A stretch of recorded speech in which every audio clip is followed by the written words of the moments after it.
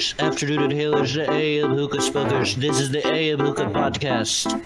Here's your host, Matt and Adrian. This is the AM Hookah podcast. Here's your host, Matt and Adrian.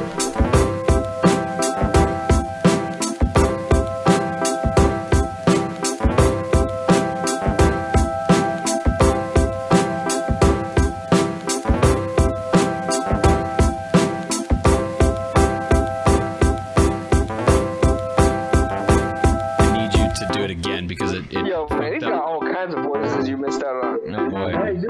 Oh my goodness. Yes. Time to be bad.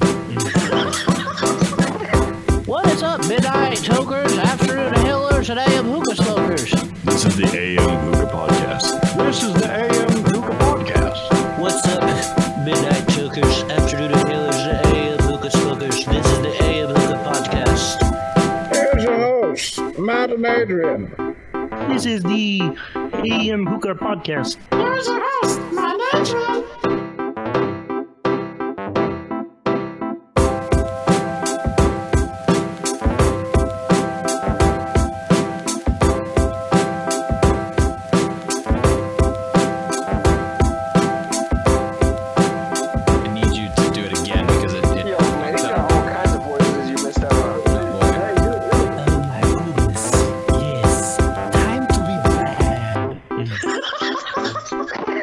What's up, midnight tokers, afternoon inhalers, and AM Hookah smokers? This is the AM Hookah podcast. This is the AM Hookah podcast.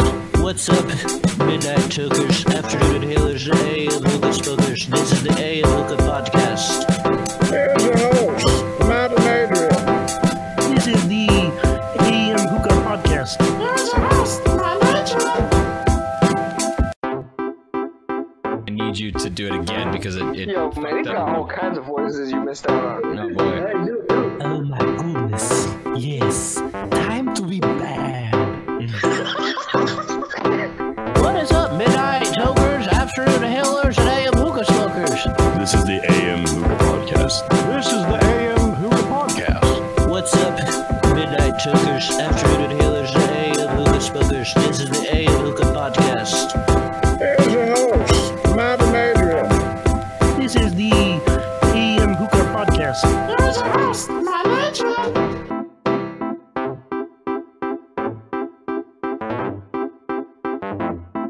I need you to do it again because Yo, man, he's got all kinds of voices you missed out on. oh boy. Hey, dude. Oh my goodness. Yes. Time to be bad.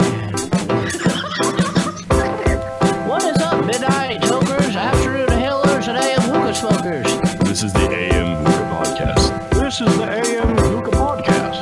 What's up, midnight tokers, afternoon inhalers, and AM Hookah smokers? This is the AM Hookah podcast. Here's your host, Matt and Adrian. This is the AM Hookah podcast. Here's your host, Matt and Adrian.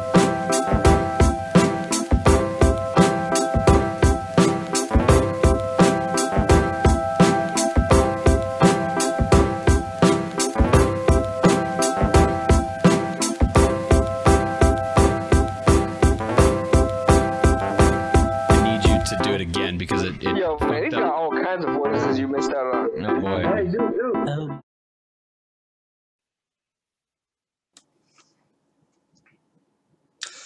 Oh boy, I hope I did that right.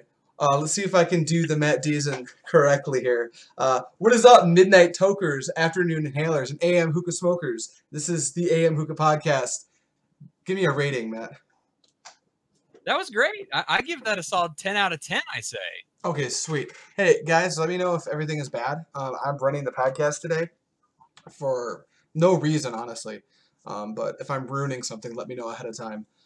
So yeah, we are here, AM Hookah Podcast, episode number 23 of season 1, and as I'm sure you could tell from the thumbnail, we're going to be talking about some pretty interesting stuff that just happened. Actually, it's going to be the San Francisco flavored tobacco banning that just happened last Tuesday. Like 68% of people voted, but we'll talk about that in a few moments. Let's see, how do we do that? I don't know how to do this, Matt. You're so much better at this than I am. Anyway, stress, so right? everyone who doesn't already know, I'm sure you guys already know, but I'm Adrian Hunter from over at the AM Hookah Podcast, and today I'm joined by my outstanding co-host, Mr. Matt Deason. How you doing today, man? I'm doing good, man. I'm enjoying the sit back atmosphere a little bit. I feel like I'm forgetting to do something. At the same time, I feel like it's cool, so I don't mind too much. I had an idea for why. Let us know if our stream is looking kind of funky or not, because I don't know. Did you change any of the video settings beforehand? I don't think so. I don't think I've changed anything. I think it defaults to 1080, and I usually put it at 720. Maybe I should have I don't know if that way. Oh well, we're going anyway, so it don't matter. I hope I didn't ruin everything. Yeah. Never. At all. People are talking. Can you guys hear us okay? Do we sound all right? Hookah Fiend says, "You good, you don't sound drunk," which is great because I'm actually not drunk today. I'm just having some LaCroix today. Chris is here. Captain Wetbeard is talking a whole bunch of stuff. I already said Chris is here. Keem, the original superfan, is here too. We got a bunch of peeps up in this house. Is that something people say now? Still? No? No, it's 2018, bud. Oh, sorry about that. All right, so what's going on, everybody? Real quick, I guess we normally do this first, Matt. Are we supposed to talk about what we're smoking? Because if so, I'm going to ask you to tell me what you're smoking first. All right, so I am smoking my beautiful brand new Like Smoke Hookah. Oh my gosh, I absolutely love it. I'm using my Alien Bowl first gen. I'm using 2 Prestige flats and 1 titanium that I had just floating around. With the Provost, smoking some Tangier's Guava, and I'm in love right now. This thing is smoking so nice and tastes so damn good. I love it. Outstanding. Man, that Like Smoke looks really good. I need to just like shut up and pull the trigger on it. I'm still in the phase where I'm like obsessed with it, so I'm like really happy that I bought it still at this moment. I wanna wait till I wean down a little bit on my opinions of it until I start to really analyze what I like about the hookah. Because right now I just fucking love it. I think it's amazing and it can do no wrong, even though there's like all sorts of things that's wrong with it. No, I'm just kidding, it's fine. But yeah, I'm totally liking it. Matt is looking and sounding a little funky.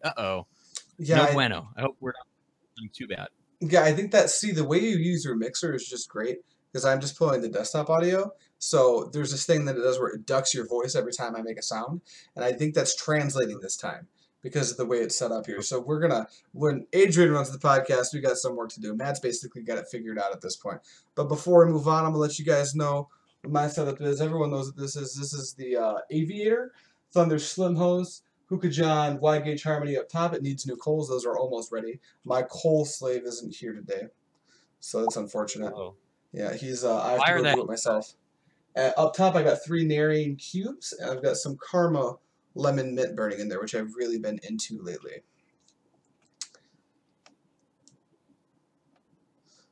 Very nice. I want to try Karma. I haven't had an opportunity to so far, but I do want to get myself some Karma. What flavor should I start with if I want to get Karma, though? Should I just hit up the cherry that everyone seems to be gaga over? Cherry is outstanding. They make one of the best oranges in the game, in my opinion. It's a really nice natural orange. It tastes juicy. Some oranges come across as a little bit rindy. This is very much the sweet part of the orange. The lemon mint is outstanding. They make a pretty good mint. And if you're looking for a mix, Alfaker has this pre-mix they call citrus mint, where they put a little bit of orange, a little bit of lemon, a little bit of mint. If you make that yourself with Karma, I think it's actually better than the Alfaker variant. So those are the places I would start, but I haven't had anything bad from Karma yet. So how long do they last? Is it a pretty long-lasting tobacco? We're going to find out today. I haven't pushed Karma yet because I'm not ready to start reviewing, and I'm still like figuring the tobacco out. But so far, like an hour and a half. Not a problem. I haven't tried to push it past that point. We're going to today because I've been smoking this for 45 minutes already. My coals are almost ready, so you'll know by the end of the podcast. And you're still getting good flavor right now, though? Right now, yeah. Or you're waiting? Beautiful. The flavor's great right now. It's 45 minutes in. So according to my little dossier here, I'm supposed to ask you if you have any new reviews. I do have a new review, actually, Adrian. I have my Sherbetli review that just finally dropped. It's the lime, lychee, blueberry. I gave it a pretty favorable review. I think if people are looking to try sherbetli, I think this would be a good place to start, especially if they're fans of the lychee flavor. It is exactly like a lychee gummy. I used to buy these little gummies at the Asian market, and it is like exactly what it used to taste like to me. It was like, it's perfect. I absolutely adore it. I can't wait to finish my tub of it so I can get some more of it, so I can get a fresh batch of it. Outstanding. Anything coming up? I'm actually in transition right now. I don't know what I want my next video to be. If I want it to be a review, a tutorial, something else. I'm kind of tinkering with a couple ideas that I want to try. But if I do a review, it's probably going to be on a Messiah flavor. I actually have that guava ugly like you do, but I'm going to wait a while because I wouldn't mind doing a review of it as well. But I want to wait and give everyone an opportunity to see your review because I think it's pitch fucking perfect. So Don't do Four Seasons if you're gonna review Messiah. no, I'm actually done smoking it, Oh, which okay. I want to get some. But I don't think I'm going to do a review of that one. If anything, for the Messiah, I might just do my thoughts of Messiah and talk about the brand as like what I've experienced so far. That's what I'm tinkering with for that one. Okay, cool. Yeah, so to transition to what I have going on, I'm actually dropping a review on Messiah's Four Seasons very shortly, as well as a Prestige Jumbo Flat review. Should have been out already, but I'm tinkering with editing still. There's a lot more that goes into a core review because you have to get all this B-roll and stuff, and I don't want to put out anything bad. But as far as new reviews that are already out, I just put out the Ugly Guava review, which Yes. it's a good guava flavor. Go check it out if you want to know about a good guava flavor. Most of the guava flavors that you've heard of are pretty good. Like Alfaker, Alfakama, Ugly, Tangiers, all those guys make a pretty good guava flavor. I think my favorite for me personally is still Tangiers just because I have such a nostalgia and a love of this flavor, even though it's not very natural guava tasting. My wife just bought guavas. I just ate a fresh guava right now. And this does not taste like a fresh guava. But the most natural one, in my opinion, is the Alpha Kama guava. And then right behind it is guava. They're both very, very good guavas. Outstanding. Matt, now I have to put you on the spot, Matt, because my coals are just about ready. And I'm wondering, can you talk to the chat for like a minute and a half while I go get those? Yeah, for sure. I think I can figure this out. Captain Webbeard says the gummies are great. They are absolutely wonderful. I took a pack of those gummies, trifecta lychee. Captain Webbeard, what do you think of the trifecta lychee? Because I haven't tried it yet, and it's like the next one on my list to get because I really want to try it. So let me know what your comparison is to that one, and if you've had any other lychee flavors. Lavu makes a super natural tasting lychee flavor. It's absolutely phenomenal if you haven't tried it. Oh, damn, I'm smoking AF Guava. Very cool, Sid. Thank you so much for joining us. Appreciate it as always. Somebody else new just popped in, it looks like. // M. I'm just going to call you M. Iced Grape Berry from Sherbetli is one of my favorite ones. I don't have that, but I do have a lot of the ice flavors. The Strawberry Banana Ice I actually really liked a lot.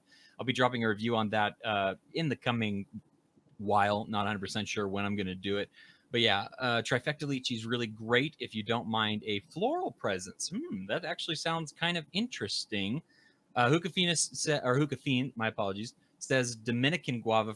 Dominican guava is a good guava. It's a really sweet guava, very artificial, but not a bad one by any stretch. I tried trifecta ruby flavor last night, and I'm in love with it. What is ruby? I wish it did a grapefruit because that seems like it'd go really good. Right now you're smoking trifecta TNT. That's a great flavor. That is a phenomenal flavor right there. Some people complain about the taste is too perfumey. I would definitely be interested in trying that out then because I don't mind a little bit of floral as long as it's not too overpowering. Static Starlight from Tangiers is a flavor that I absolutely love, and it's a floral flavor with black grape, and that is really, really good in my opinion. We have lots of stuff going on in the chat. And yes, Captain Webber, we are going to be talking about the recent legislation that passed through San Francisco. And I guess they're pushing in New York as well. So we are going to be talking about all those things. Yeah, E3 is going on. I saw Chris post something about Devil May Cry 4. There's all sorts of stuff going on. I'm a huge Nintendo fan. So I'm super excited for tomorrow when they drop their Direct and all the great news comes out and we learn about Smash Brothers and everything. I don't like trifecta ruby. That's too bad. Red berry, cinnamon, or something similar to that. Interesting. I would like to try that and see what it's like. It's not too overpowering. If you like Static Starlight, you will really. Oh, I'm so excited right now. I will definitely. Like we were just talking about Adrian. Oh, hey, what's Adrian? How's it going? Oh, hi. About you. Sorry for putting you on a spot like that, man. Just really want to keep smoking. No problem. All right, so here's the part where I'm supposed to tell you guys kind of some news that we're talking about. And normally we would cover new stuff before we get into the main topic, but they're pretty tied together today. For those of you who don't know, San Francisco, as of June 5th, just passed a ban. It was put on ballot and voted 68% in favor of Prop E. And what Prop E is it's this legislation that bans the sale of tobacco within the city of San Francisco. Not tobacco, but flavored tobacco, and that does include vape products for any of you guys who vape in addition to smoking hookah. So I figured we could go over some of the things that means. What does it mean in the future? Matt, I'm going to kind of bounce some stuff off of you and try to get your thoughts off of it, because I've been thinking about this for a while, and I'm a little worried. So I think it's definitely worth talking about. If anyone has any questions about this particular topic, drop them in the comments, and our good buddy Matthew will get to you, because I just can't be bothered to. I'm too overwhelmed. You can't see it, but I am incredibly stressed out. It's all good. I think Okay. We're going fine. All right, so I'm just going to reiterate what happened here. So last Tuesday, June 5th, 68% of voters in San Francisco voted in support of Prop E, banning any and all sales of flavored tobaccos and vape, including menthol cigarettes, which is kind of interesting because normally the cigarette lobbyists do a pretty good job of keeping mint available for sale in most places that have restrictions on flavored tobacco. But that took place in the city of San Francisco. So Matt, I guess the first thing I want to do is, what do you think about this, man? I think it's crazy. I think especially the fact that menthol is being outlawed too, it shows that they're very serious and they're really cracking down really hard. And it's going to be interesting inside of San Francisco to see what they go or how they go about trying to keep their stuff able to be smoked down there. I know that there's some brands in Germany, I want to say. The way they do it is they actually sell the product with the tobacco and the flavoring separate, and then you mix them together yourself, and that's how they get around that. I don't see a lot of brands in America selling separate tobacco and flavor and then trying to get them together so that they're able to be mixed on their own. I don't see that necessarily being the case here, but it will be interesting to see moving forward how they're going to go about doing that. Does this give you any fear moving forward in other areas? Yeah, because, and this is something I wanted to talk about in a little bit, but I think that a lot of the other, because, San Francisco considers themselves, and I think by most of the country, they're considered to be a national health leader. That's the way they're viewed a lot of the time, which is interesting because they're pretty liberal out there for the most part, but for whatever reason, they're kind of controlling over what you can put in your body, which is, I don't want to get into the politics of that or anything, but that's kind of what San Francisco has been known for over the past 10 years. So it's not a surprise that San Francisco is the place that this would happen, but it is worrying because there's probably some places like the San Montes County is already following suit, which is pretty interesting. But so I wonder if there's going to be appeals for this though. Like that's the weird thing is I know that it's passed, but I haven't seen anybody try to make an appeal for it, which is what I would imagine would happen to help try and push this away from being the case. Captain Whitbeard says San Francisco's are pretty resourceful. I bet they'll just drive to the next town, which is actually bad. They should not drive to the next town. They should be trying to forcibly get this ban lifted so that it doesn't take place anymore. So I don't know what's going to happen with it. And Wetbeard, I'm just going to go out of order of the show notes because this is I think this is an important conversation to have, not just between you and I, but everyone in the chat who obviously also smokes hookah tobacco. By the way, Narek, Heavenleaf, you're probably in good shape because you're not a tobacco product. I don't know what the rules on that are. But yeah, like there was Captain Wetbeard, was that the person who said about going out of town to pick up the tobacco? Uh-huh.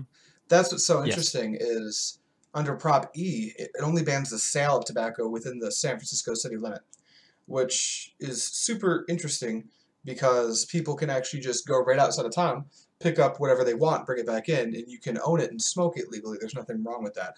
You can also order from online vendors that have their base outside of San Francisco. I'm not sure if there's any online vendors that pertain to us inside of San Francisco. But that's really weird that that's the case. Because it seems like they're really just shooting themselves in the foot because they're only affecting the bottom line of their native businesses. Because there's about 20 to 25 shops that sell vapor products and flavored hookah tobacco. So what about like a hookah lounge? Are they going to be able to buy the stuff from somebody else and still sell it inside? No, they're going to have to shut down, you think? I think they will, because if you're at a hookah lounge, you're still, it depends on how you frame it, but I'm sure that it's framed as you're selling tobacco to everyone that comes to the lounge. I don't know if there's any other way to frame it other than they're buying tobacco from you. I don't know if, like, you could say, oh, they're buying the setup, or they're renting the setup and the tobacco's free.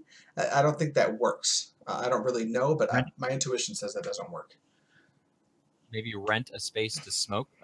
Chris also says smoke Heavenleaf. Yes, Chris. Smoke Heavenleaf. And Narek did bring up that Prop E was already in effect. I'm not a San Francisco native. I've just been paying attention to the recent news, and I thought this was important to talk about.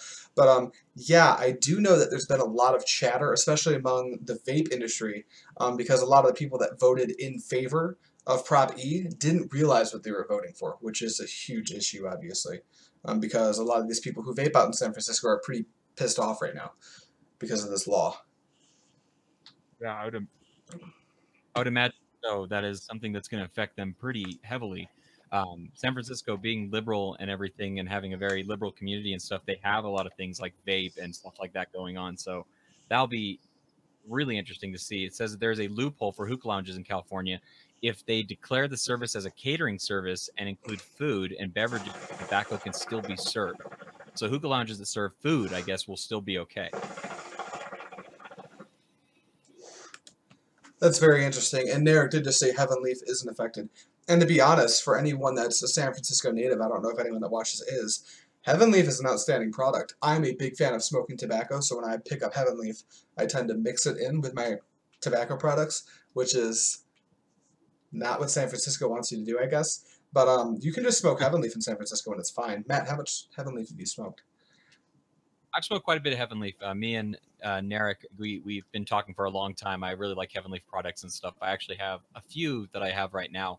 I mix it with my tobacco as well. I think of it as a tobacco enhancer, actually. I really like what it adds to the bowls that I mix in with it. M, who's a new person to the show, actually says that they live in San Francisco. People will drive 15 minutes away to the next city, but they need to buy, or if they need to buy, does not know any if Prop E is in effect. Oh yeah, it is in effect from what we're hearing, at least. Yeah, no, Prop E is in effect. They tried to sneak it by, but tobacco, big tobacco, I think one of the biggest companies was Marlboro. They sell menthol cigarettes. They spent like $12 million to try to get it struck down. But, well, I guess it worked because the whole point of it was to put it on ballot, but it was obviously voted in favor of. So, no, it is confirmed as being a thing. I wonder if they put it in a way that made it sound like they were not voting for it, but and that's why it was so overwhelming. I don't know. I didn't see how it was written down or anything. J-Rock says, do you think it's going to affect Hookah John, Hookah Heroes, or other vendors in California? As long as it doesn't become illegal in the places that they're selling, it's not going to become really effective right now. It may help their sales if people are going to be going there to purchase their stuff. But until it becomes an effect all over California, which I hope it doesn't, then I don't think it's going to affect them too much. Yeah, I completely agree with you. Like, I think in the short term, it could even help them because people are going to have to order from online vendors to get a lot of the stuff that they maybe could have gotten locally beforehand. But if there's a chain effect and other places in California start to follow suit, then you do have a potential issue where these big warehouses are going to have to move, inland in order to keep the doors open, because the same thing's kind of happening over in New York, which I think is a problem, and it could kind of bleed downwards. Yeah, so yeah, that's something that Captain Whipper had actually said earlier, that the legislation is actually going through New York as well. And I know Chris, who lives in New York, I wonder if he has anything to say about that. But the one worry about it starting to pass in one area is that it can kind of have a domino effect, and it can start passing in other areas too, which is never a good thing. Right, absolutely. And that's the problem, because a lot of the time, like in the past, bills like this have been struck down, have been voted down. But what happens is, what they'll do is, like 2 days later, they'll just put the same bill up worded differently. and they'll try to sneak it by. This has happened. This isn't just a hookah industry or a flavored tobacco industry thing. This is just that's just politics, unfortunately. Yeah. Gus says we have to remember that on top of being in a community, we're also in the minority when it comes to the percentage of smoking overall. Flavored stuff is always going to be low-hanging fruit, which is true. Do you guys remember Juicy J's? Or there was like some sort of like stuff that you could add to like tobacco, and well, I mean, you could add to tobacco, and that stuff got outlawed really quickly because they were afraid of appealing smoking to kids and stuff like that. And that's one of the things that I kind of want to talk about for at least a minute, is that really pisses me off, because one of the biggest things that they used to kind of frame this whole operation is that candied flavored tobacco products are marketed towards kids, which I think is bullcrap, because I'm a grown-ass adult, and whenever I see like a cute-ass shisha and it's like some crazy candy flavor, I'm probably going to try it. I don't think it has anything to do with being a kid, so I think that's being misframed, which is a serious issue. Yeah, I didn't want to get smoking as a kid so much as when I grew up and I started purchasing things for myself. But I guess I hate to say it, but like I can see the reasoning behind it. I can see them thinking that this would help. But if we've learned anything in the history of America, like banning things is not going to help a problem. It's going to make a problem worse, and it's not something that banning is going to fix. Right, it's a serious issue. Like Wetbeard said, adults can enjoy candy flavors too. I don't. Candy flavors are my least favorite genre of hookah tobacco, as most of you probably already know. I know Matt likes that stuff, but I like me a citrus flavor. What about a citrus candy flavor? You know, every time I try something like Ugly's Lemon Mint, I think it was pretty good for most people, but it is a lemon drop. So that is a citrus candy flavor. I can't stand that. Definitely. What about you guys? Are you guys into candy flavors? Is that something you guys prefer to smoke? Do you prefer the more natural type tasting tobacco over a candy flavored tobacco? What is your preference? And Matt, this is something I kind of want to get your perspective on. What do you think happens in the future now that this is something that is going on? Something that is kind of, it's unfortunately, I can't remember who said it, but I think it was Gustav. We are in the minority, and unfortunately, even the vaping community, which is much larger than the hookah community, they try to distance themselves from us because of a lack of education on what hookah actually is, and they don't understand that hookah and vaping are actually very close. And what's actually, you know, what you're doing, what you're smoking, you're actually vaporizing most of the clouds that you're pulling out of your hookah anyway. And I think there's a lot of misinformation, and a lot of people don't really know what's going on, which is an obvious issue. But what do you think happens moving forward? Do you foresee more places following suit? Do you foresee certain places maybe fighting against it? What do you think is going to happen in the near future? Well, you know, the hope is that we don't see any more legislation like this keep getting pushed so that it does ban a bunch more stuff. But I hope that this will cause maybe a convergence between the vape and the hookah communities to come together and to realize that they're fighting for a common goal, and they need to help each other out with this sort of thing and not hurt each other by trying to distance each other so far that they may cause friction between the two, where one of them is trying to get the other one banned. Like, I'm not a vape. I don't like to vape or anything like that. But at the same time, my goal would never be to try and stop vaping from happening, because that could very quickly cause a bigger problem as well. Moving forward, I see a lot of fighting in this, trying to say why we shouldn't have it banned and stuff like that, which I agree with. Obviously, we should have our own ability to choose what we put into our bodies and stuff.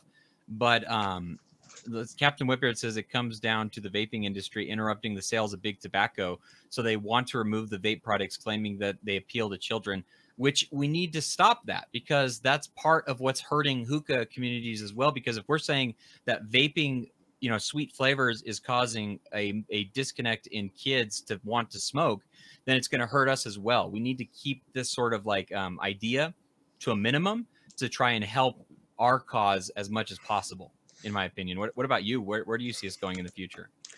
Fortunately, I think there's a lot of more inland states and cities and counties that are a little bit less worked up about this issue. Like, for instance, Virginia. If you're in Virginia, you're probably real safe because that's a tobacco state. and a lot of those southern states are probably not going to follow suit. But I'm really worried about coastal cities and coastal states that tend to be a little bit more, I don't know what the right word is, liberal maybe.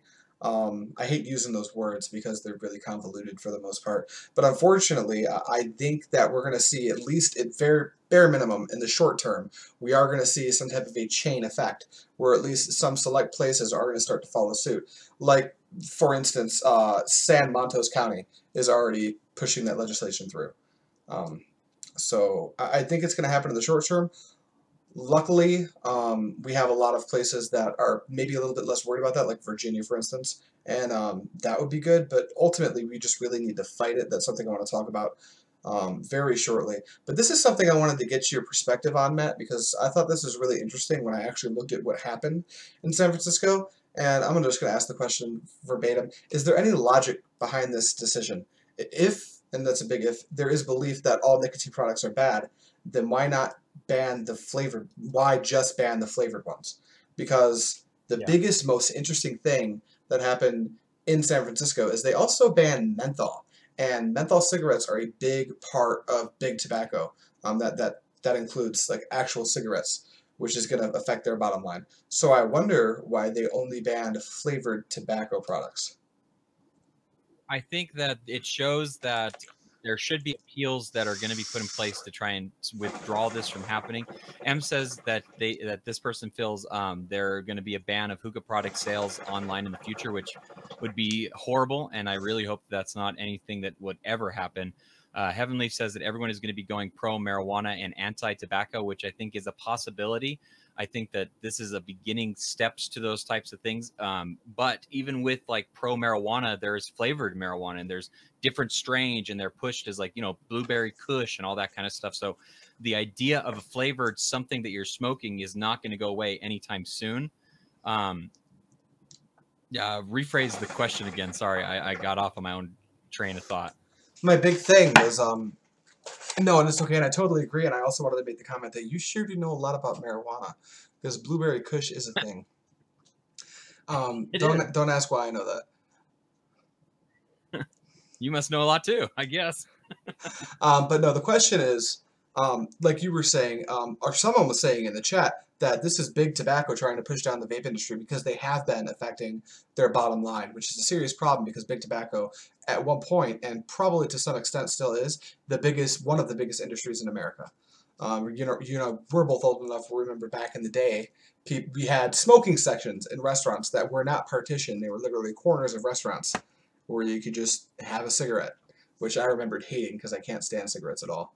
But what I thought was interesting is that they only hit flavored tobacco products, and it's not like this is a cigarette thing, because that also affects big tobacco in a really big way. Menthol cigarettes are gigantic.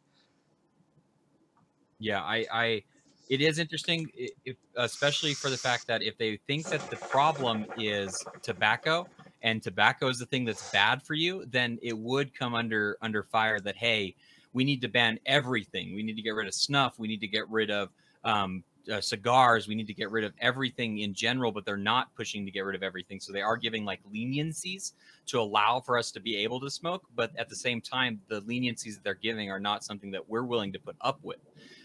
If I don't think that they see the problem as being tobacco being smoked or used. They are only worried about the idea that it's causing people to want to begin smoking. So it's a weird dilemma, because if they really want to make this hard push on getting rid of tobacco, they need to get rid of tobacco as a whole, which they're not doing. So it kind of shows that they're a little confused in what they're even aiming to try and get rid of to a point, I think.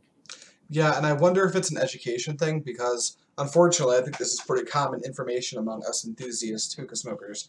No good, proper scientific research has been done into the health effects of hookah tobacco.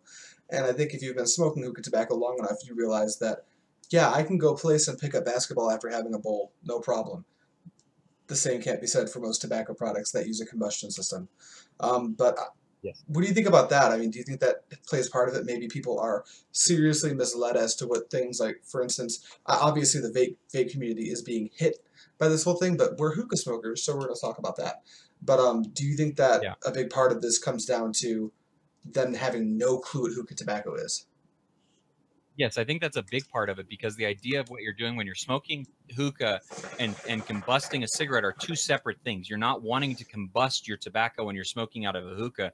You're wanting to cook it, which is the biggest difference between hookah and a cigarette. When you smoke a cigarette, your aim, your goal is to combust it. And when you combust it, that's what's releasing the tar and a lot more of the negative effects of what tobacco has to offer. When you're smoking it and cooking it, you're actually cutting down on those things. So I do think it's an educational problem, where the people are just trying to hone in on one part of it being bad for you, in the sense that, hey, you are smoking and that is what's bad. But it's not the smoking that is the bad part of it. It's the combustion that I think is being overlooked. I love how cheeky Narek is being. I'm not. That's not a joke, by the way. I actually love how cheeky he's being in the chat. But yeah, Captain Wetbeard, he agrees there are not nearly as many harmful chemicals put into shisha as they would put into stinky sticks that get you addicted. And yeah, that's true. I mean, it's people have done research. DC's done a lot of research into the effects of cigarettes, and they literally have chemicals in there to make the effects of the nicotine and tobacco in there exponential. Like, tobacco's bad. We can all agree on that. Like, smoking is pretty much just a bad thing for your health, but most things that are fun are pretty bad for you. It turns out I also like to drink a lot too, and I'm pretty sure that's just about as bad, if not worse, than any type of smoking. But yeah, like, there's obviously everything Matt just said, and we can probably get into that a little bit, probably in like the next 5 minutes, because pretty soon we're going to move out of news. I wanted to talk about one more thing as well. But yeah, like, hookah tobacco is, compared to cigarettes, things like that, it's functionally natural. You know, you've got glycerin, you've got molasses, and you've got tobacco. The flavorings tend not to be natural depending on what they're using. I won't get into that too much. But it's obviously not nearly as bad as a cigarette, and I think we all know that because we smoke hookah. But yeah, so that's my news segment I wanted to do, just kind of talking about all the things that happen over in San Francisco and what it could mean. Just over the news that you're talking about, do you think that there would ever be a chance that we'd ever see a brand sell flavoring and tobacco separate, so that you could mix it yourself, so you'd still have the ability to do that? Do you see that ever being a possibility? I think that Americans, for the most part, might be the wrong market at first. I think that maybe at first it would start slow, but if that's something that had to happen, yeah, sure. I mean, that's the obvious legal loophole around everything. Yeah. Me personally, if that was the only thing available, I love smoking hookah, and all of it's kind of a ritual and a process, from packing a bowl to setting up your hookah and everything. So I would imagine that mixing your tobacco would just be another step of that ritual. But that's just me. A lot of people might really come at it with some level of dissonance and disdain. Yeah, I could see that being a problem. I mean, I don't want to soak my tobacco and wait for multiple hours before I can start smoking. Yeah, and Captain Wetbeard, the flavoring that they use in shisha tends to be food grade safe, and yes, that is, I can also confirm that. Okay, so are we good for that little San Francisco part? I think so. Sweet. The next thing I want to go over, and as Matt says, it's time to get into the topic of the show, but I guess this whole thing's kind of the topic of the show. I wanted to just do a little bit of, I guess, dialogue about the perceived health differences between smoking hookah and something like, say, cigarettes. Obviously, like we said before, there were no actual real experiments done to hold for someone literally putting quick lights directly on tobacco and using like a shot vac to measure not the amount of tar or chemicals, but literally smoke volume. And it's not smoke. Like 3% of it's smoke. Most of the stuff is vapor. Because when you open that up, your tobacco's still there, hence the non-combustion. But yeah, you want to talk about that, Matt? You want to talk about some of the things that might be a little bit different between smoking hookah tobacco and cigarettes? Yeah, and I mean, that's a big thing about it that I think that gets overlooked far too often, is the fact that when you smoke a cigarette, your goal is to get rid of the cigarette, to make it disappear, and the only way that can be done is by combusting it, and you don't want to do that with your tobacco. You want to make it last as long as possible, and you're trying to get it to cook so you can continue smoking it. Combustion is what causes those harsh, bad things that come out inside of the cigarettes and stuff like that. I think that, you know, it's something that I've told multiple people when I try to get them to start smoking hookah. It's like, oh, it's healthier to do compared to cigarettes. in that regard, it is. But anything that's overdone can be a negative thing. Like you can hurt your lungs with your capacity. You can hurt your body if you don't do anything else, if you don't exercise and stuff like that. So you have to frame it correctly in the fact that cigarettes, yes, they're bad for you, but hookah can be bad for you too, depending on how you go about actually smoking that tobacco and how you go about, using your hookah and stuff like that. I know for my own personal experience from smoking cigarettes and cigars and things like that, hookah is way less harsh. It's way less strenuous, and it is going to give you a much more enjoyable time with it while you're smoking it, obviously. What have been some things that you've noticed between the two? Have you ever smoked cigarettes? When I was way younger, yeah, and I got off of that real quick because I think they're absolutely disgusting. And that's coming from someone who smokes 2 to 3 bowls of this stuff a day. So I have perspective. But yeah, I just want to say, I think everyone in this chat is pretty well versed in how hookah works. But for anyone who watches this on the rebroadcast, I'm just going to soapbox for like a minute here. But the main difference in how you cook shisha tobacco versus how you burn a cigarette down, like Matt was saying, is combustion versus non-combustion. There's a lot more that goes into it. For instance, the thousands of chemicals that they add to cigarettes that are not in any way safe to be consumed in any way. You should not put that stuff into a human body. But what happens with a cigarette, like Matt was saying, is you light it and the goal is to consume it. And you consume 100% of the cigarette minus the actual filter of the cigarette, meaning it's going somewhere. And the place that it goes is right into your lungs. That stuff doesn't just vanish. So that creates tar, and tar is very bad for you. Tar really screws your lungs up. With hookah tobacco, what you end up doing is you pack your bowl, you foil it, you put your coals on top, preferably natural coconut coals, everyone, and you cook it. And what happens is, and you can check your bowl when you're done, you cook your tobacco, and when you take that foil off, the tobacco's still there. What you end up with is a very dry ring of tobacco, and it's missing all of the molasses, glycerin, and in some cases honey, which is vaporized, and that's what causes those enormous clouds. And unfortunately, that's what people have been measuring when they're doing these hookah studies. They look at you get X amount more of smoke. Some people say like 100 times as much smoke per hour when you're smoking hookah. And that's not true. I mean, it's kind of true if you count vapor as smoke, but I sure don't. But yeah, that's the big difference between combustion and non-combustion for anyone who doesn't already know what's going on. And I mean, I know we all hate the studies where we hear things like smoking a hookah for an hour is like equivalent to smoking 100 cigarettes, which is just madness. And anybody that's ever smoked 100 cigarettes will tell you that is madness on every You'll die of it. You can't just smoke 100 cigarettes.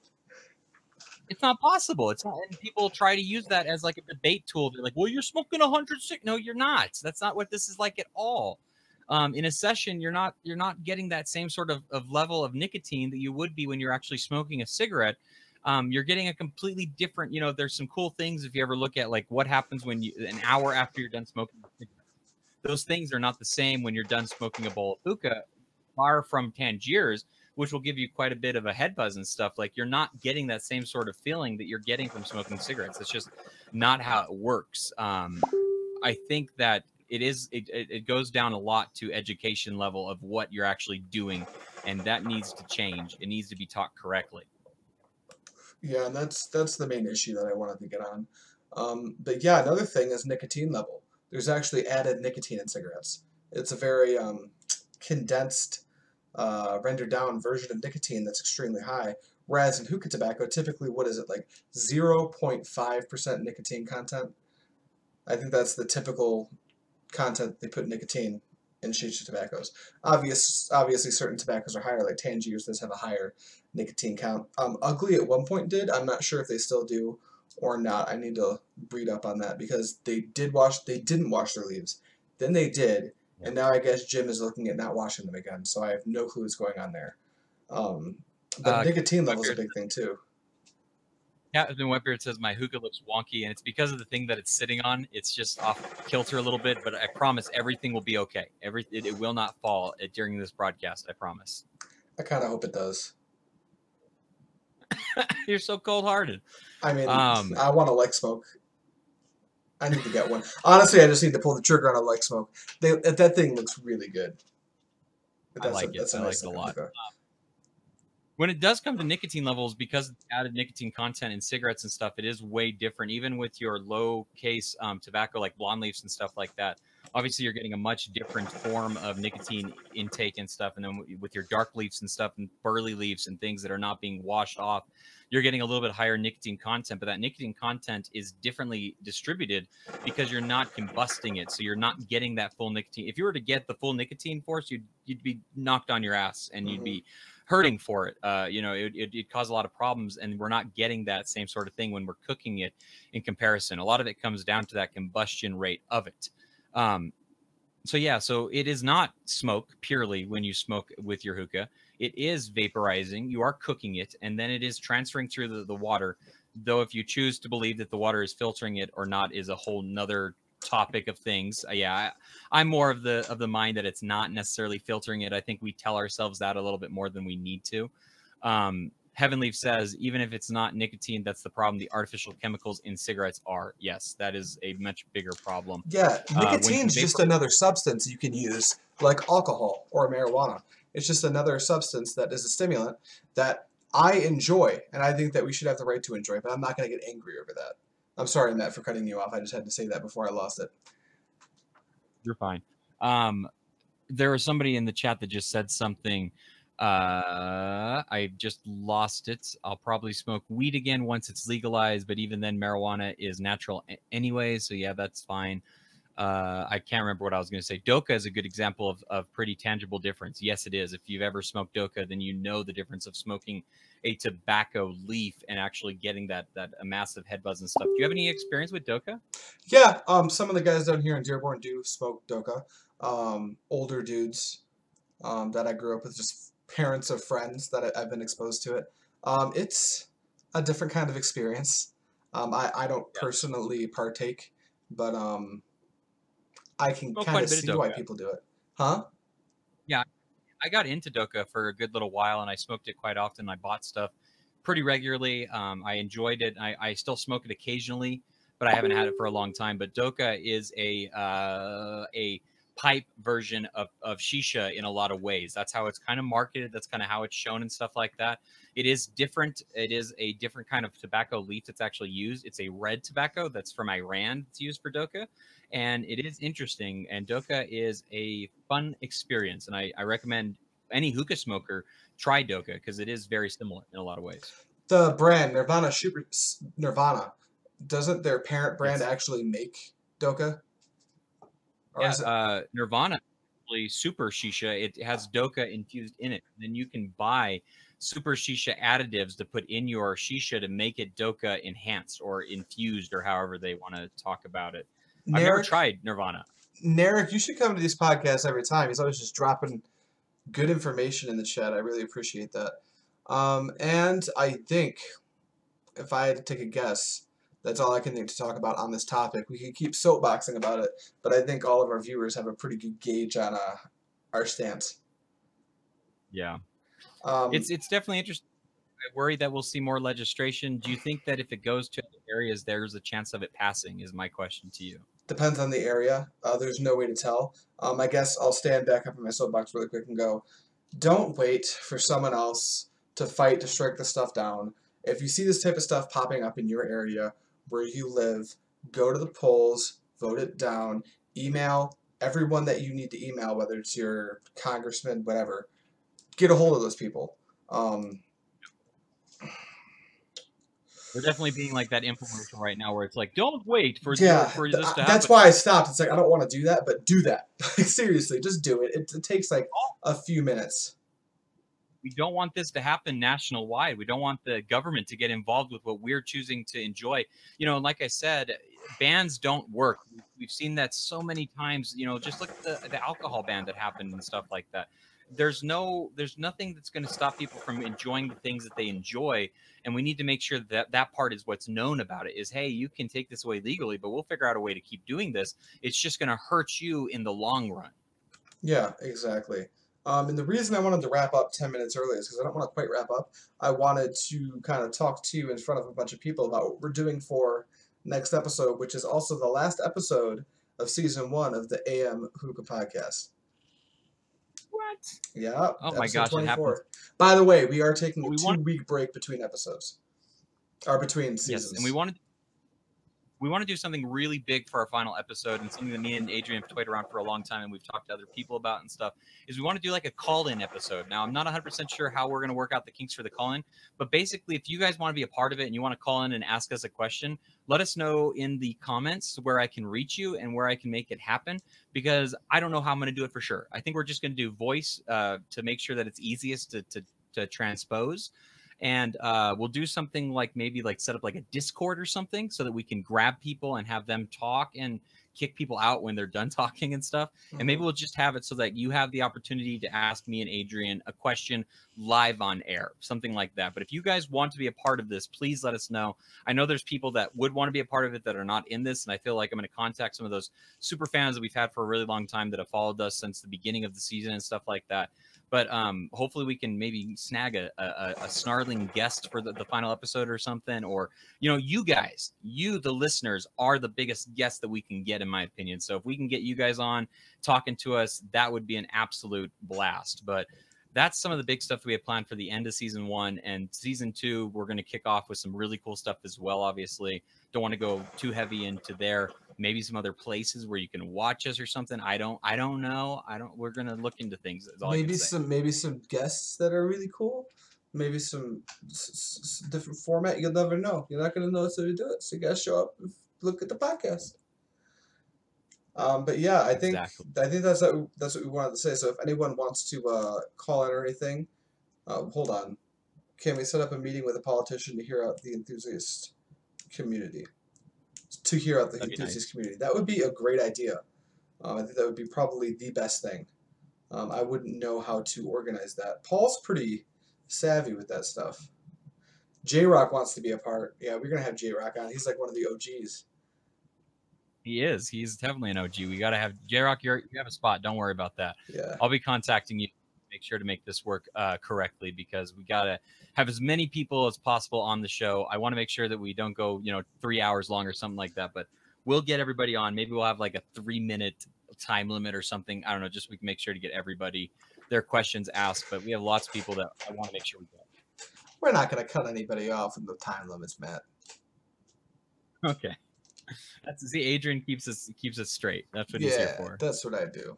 That said, Matt, is there anything else you wanted to say before we wrap this episode up?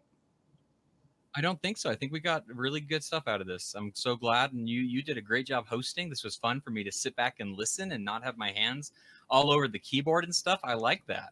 I bet. Real quick, Chris, if you can, we need to continue this convo this week when Heaven Leaf is on a certain live. Chris, I assume that's going to be the classroom, and if it is, confirm please really quick, because if you guys aren't familiar, if you like this type of content, go check out the classroom that Chris runs over on his channel.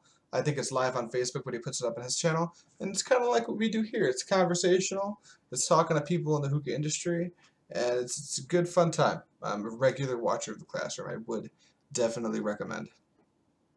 And we were on an episode of the classroom. I don't think he's posted that one on his channel yet, but be on the lookout for Chris's channel, Dr. Noob Sauce Hookah Reviews, because me and Adrian are talking about reviewing stuff on his channel here coming up shortly. And that was a really fun live that I completely fucked up, but I hope I didn't bring. I hope there's not too many difficulties going forward for Chris, because I rub off far too easily. Speaking of reviewer talk, Matt, I heard that you're a reviewer, and I'm wondering if maybe you can tell us where we can find you. You can find me all over the internet. You can find me on YouTube at Matt Desin. Just do a search for that, MattDesind. You can find me on Twitter at only Matt Desin. You can find me on Facebook, stalking around on all the different Facebook groups all the time. And yeah, you can find me at those wonderful places. Yourself, Adrian, where can we find you? You're a reviewer too, aren't you? I am a reviewer, and I put out the worst content. Go check it out. If you want to find me on YouTube, I am Pipe Dream Hookah, all one word. Caps don't matter because it's YouTube. If you want to find me on Instagram or the Twitter, you can find me at THE _Pipe Dream for all kinds of weird content. I'm more active on Instagram than I am Twitter by kind of a long shot, though.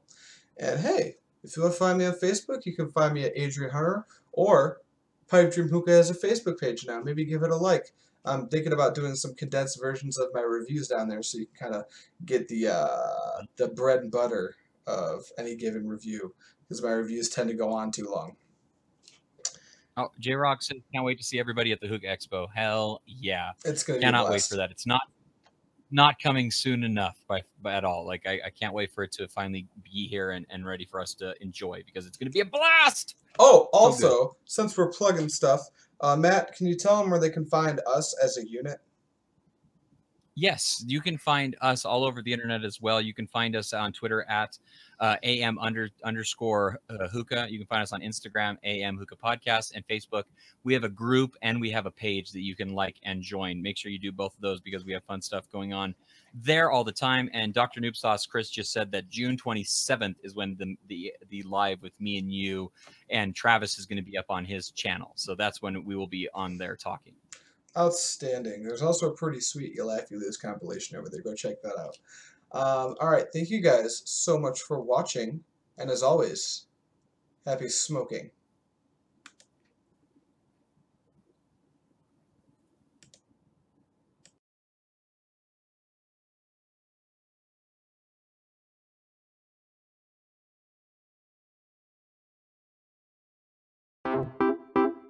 I need you to do it again because it Yo, man, they got all kinds of voices you missed out on. Oh boy. Oh my goodness. Yes. Time to be bad.